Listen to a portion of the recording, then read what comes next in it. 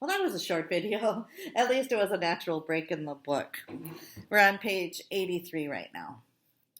Mr. Garvey was unlocking the doors to his car when Mel said, "So maybe we could run across the street and get some sandwiches at the farm shop." The teacher looked amazed, even appalled. He couldn't seem to think of any other way to respond than, "What?" Mel said, "It's nearly lunchtime." Mr. Garvey waved his hands in the air like a television preacher praying for strength.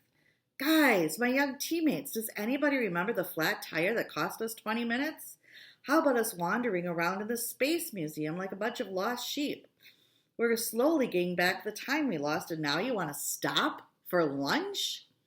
As if to bolster his point, a car drove by, and the driver gave them a sarcastic little salute. There were 3 kids in the car, wearing satisfied smiles. It was Rod Dunham and the Lincoln Junior High team. Mr. Dunham steered out of the parking lot, leaving a cloud of dust behind. Mr. Garvey watched them go, his teeth clenched. Then he turned back to his team, his arms spread as if to say, "See?"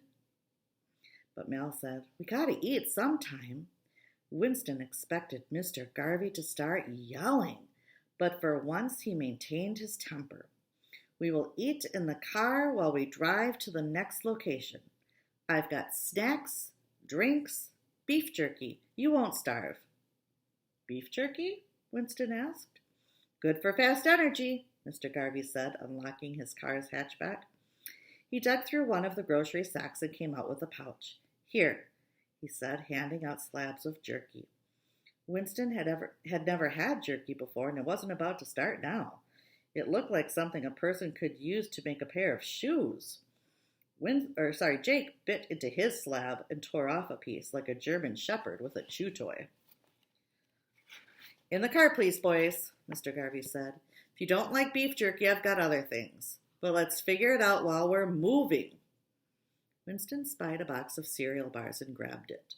A couple of those and his stomach would stop growling. Plus, there was an unexpected bonus, a puzzle on the back of the box. He meant to take a couple of bars and put the rest back, but now he cradled the whole box in his arm as he got into the car. Mel gave him a funny look. "Hungry?" he asked. Winston showed him the back of the box, and Mel nodded, understanding immediately. "I'm going to go do that puzzle in just a minute, but first I'm going to finish reading the chapter." The kids settled into their seats, but before Mr. Garvey could open the driver's side door, a small SUV came speeding up. It stopped abruptly in the neighboring parking spot, almost hitting Mr. Garvey in the process. Their math teacher had to jump onto the hood of his car to avoid getting creamed. Every door of the SUV opened simultaneously, and the Brookfield brains came boiling out, determined and angry looking, like athletes sprinting onto the field before a big game. "Watch where you're going!" Mr. Garvey yelled, his arms outspread indignantly. The Brookfield teacher marched over to Mr. Garvey, his face bright red. In his t-shirt and baseball cap, he looked like a coach about to argue with the umpire. "Don't you tell me to watch anything," he said angrily.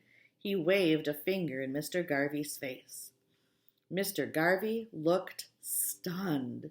He expected a mild apology, not this explosion. "For all I know, you're the one behind all this," the teacher growled. "I know it wasn't an accident. Don't think I'm fooled. We were ahead, so you wanted to take us down." Mr. Garvey said, "What are you talking about?" The Brookfield teacher's fury only increased at this simple question. "I'm talking about the flat tire I just spent half an hour fixing. What else could I be talking about?" Oh no, somebody else got a flat tire. Now I want you to go to your booklet and find this, kind of looks like a word search with some odd things in it, from page 84. Page 84. I'll see you in a minute.